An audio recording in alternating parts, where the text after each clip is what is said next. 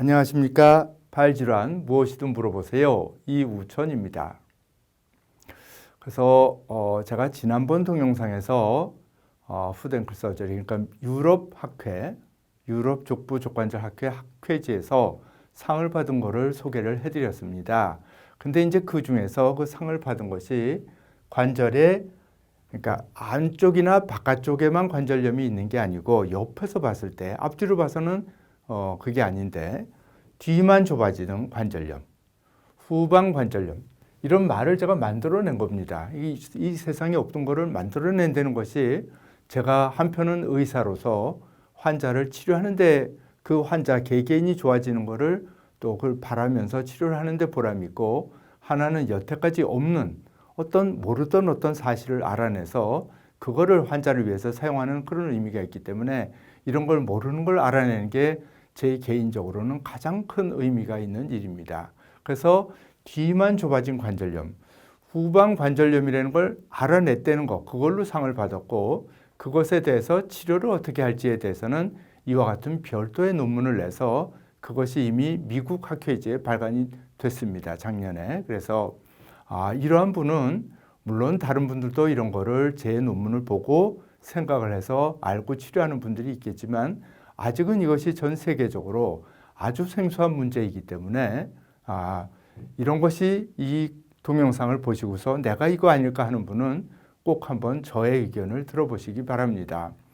그래서 앞뒤로 보면은 아주 이건 못쓰게 생긴 관절이거든요. 그러면 다 저거 인공관절 하자 그럽니다. 어느 의사든지 인공관절 하는 게 교과서적으로 맞는 치료입니다. 당연합니다. 인공관절이든지 인공관절을 하는데 관절을 뼈를 붙이는 고정 수술을 하는데, 이렇게 옆으로 보면은 대부분 옆으로 봐도 되게 다 관절이 없어지는데 이런 경우가 있거든요. 뒤에는 관절이 없고 앞에는 연골이 멀쩡하게 살아있는 거죠. 이럴 때 어떻게 하느냐, 그걸 이제 이 연구를 해서 제가 논문을 낸 것입니다. 그래서 이거는 2021년도에 이거는 푸드 인터내셔널 미국 학회입니다. 상은 처음에 그 후방 관절염이라는 상은 유럽 학회지에서 받고, 이 논문은 미국 학회지에 게재됐습니다. 그래서 수술을 해서 치료를 했는데 이걸 어떻게 결과가 어떻느냐, 이제 그걸 보고 하는 건데, 거기에서 이제 첫째는 후방 관절염이 있다. 그거를 이제 알아서 하는 거고, 두 번째는 후방 관절염을 시기에 따라서 정도에 따라서 거의 멀쩡하게 보이는 거, 일부 좁아진 거, 뒤만 좁아진 거, 좀 더 반 가까이 더 이상 좁아진 거, 이렇게 등급을 나눠서 제가 보고를 했습니다. 그래서 이런 경우에는 보면은 관절이 거의 없습니다. 이거는 당연히 인공관절 하든지 관절을 고정합니다. 옆으로 보면은 관절이 거의 없지만 앞에가 일부 남아있는 정도고, 근데 문제는 평발이 아주 심합니다. 이런 경우에는 발목 관절염에 대해서 인공관절을 했든 관절을 고정을 했든 이 평발로 인한 증세가 생길 수 있습니다. 관절을 고정을 하든 인공관절을 하든 이 관절만 치료하는 것이지 평발 자체를 치료하는 것은 아니거든요. 그래서 이 평발을 치료하는 것은 어차피 해야 될 과정이라고 생각을 합니다. 이런 환자에서. 그래서 그래서 저는 이런 경우에 이러한 관절염을 치료하기 위해서 먼저 평발을 치료해 봤습니다. 그래서 했더니 지금 이것도 다른 환자한테 비슷한 경우입니다.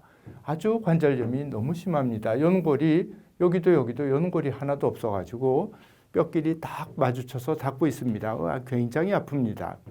옆으로 보면은 앞에 연골이 좀 남아있고 뒤에는 거의 없습니다. 그리고 평발이 아주 심합니다. 발에 아치가 이렇게 있어야 되는데 이분은 발 중간에 뼈가 바닥으로 내려와 있습니다. 그러니까 평발이 심해서 발이 뒤집어질 정도인 거죠. 그래서 이런 경우에는 발목 관절에 인공관절을 하든지 관절을 고정하든지 평발에 의한 증세가 나중에 또 남을 수 있습니다. 그래서 이제 저는 거꾸로 이런 경우에 평발을 먼저 치료를 하면은, 치료하고 나서 어차피 해야 될 거니까 하고 나서 그 다음에 이걸 한 번에 그럼 할 수 있느냐, 한 번에 위도 아래도 다 할 수 있느냐, 그럴 수도 있을 겁니다. 그럴 수도 있겠지만은 밑에만 하고 나서 경과를 봤더니 다행히 이런 분들처럼 이거는 평발을 치료했더니 여긴 뒤에 관절이 이렇게 거의 없는 환자거든요. 근데 밑에를 교정하려고 딱 봤더니 관절이 생기는 현상을 제가 발견을 해가지고 수술을 실제로 해서 나중에까지 여러 해가 지나도록 경과가 좋은 그런 환자의 엑스레이입니다. 그래서 그 환자를 같은 환자의 엑스레이를 옆에서 봤더니 아주 심한 관절염이 있고 연골 사이에 뼈 사이에 틈이 없는 거지요. 그래서 근데 여기는 틈이 있거든요. 그래서 평발을 치료를 했습니다. 이 평발 치료도 역시 이 평발 치료를 하는 방법 자체가 제가 새로 고안해낸 방법으로 치료를 했습니다. 이 부분 관절을 고정하는 건 전에 있는 거지만 여기에 대해서는 전에도 말씀을 드린 적이 있지만 힘줄을 이전을 해서 교정하는 그런 방법을 이용해서 어쨌든 이와 같은 평발을 교정을 했더니 관절이 여기가 저렇게 여기가 이 틈새가 전혀 없었던 겁니다.